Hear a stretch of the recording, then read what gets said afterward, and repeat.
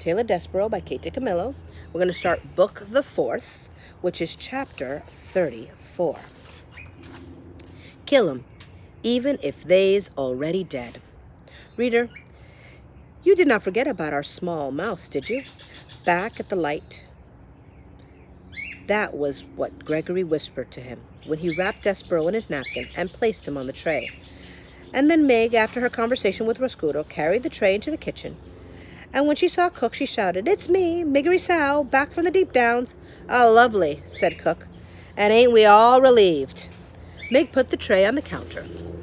"Here, here," said Cook. "Your duties ain't done. You must clear it." "How's that?" shouted Meg. "You must clear the tray," shouted Cook. She reached over, took hold of the napkin, and gave it a good shake, and Despereaux tumbled out of the napkin and landed directly plop in the measuring cup full of oil. "Ack!" said Cook. "A mouse in my kitchen, in my cooking oil, in my measuring cup. You, Mig, kill him directly." Mig bent her head and looked at the mouse slowly, sinking to the bottom of the glass cup. "Poor little Missy," she said, and she stuck her hand into the oil and pulled him out by his tail. Despereaux, gasping and coughing and blinking at the bright light, could have wept with joy at his rescue, but he was not given time to cry. "Kill him!" shouted Cook. "Gore!" said Meg. "All right." Holding Despereaux by the tail, she went to get the kitchen knife. But the mouse tail, covered as it was in oil, was slick and difficult to hold on to, and Meg, in reaching for the knife, loosened her grip, and Despereaux fell to the floor.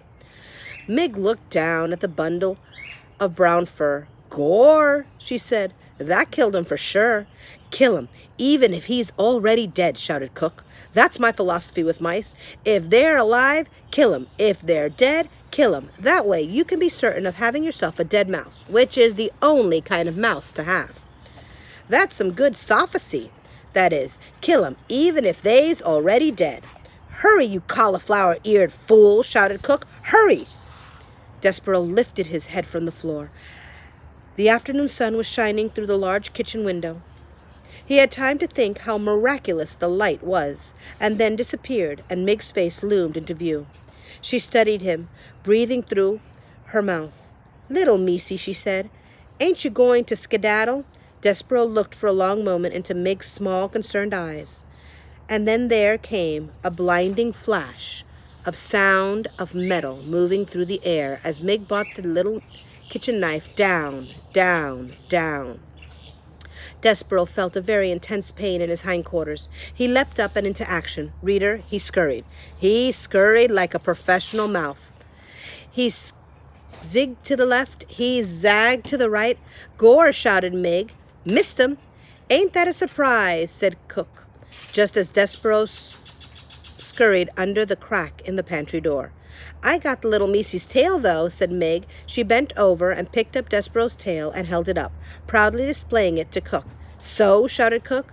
"What good will that do us when the rest of him has disappeared into the pantry?" "I don't know," said Meg, and she braced herself as Cook advanced upon her, intending to give her a good clout to the ear. "I don't know."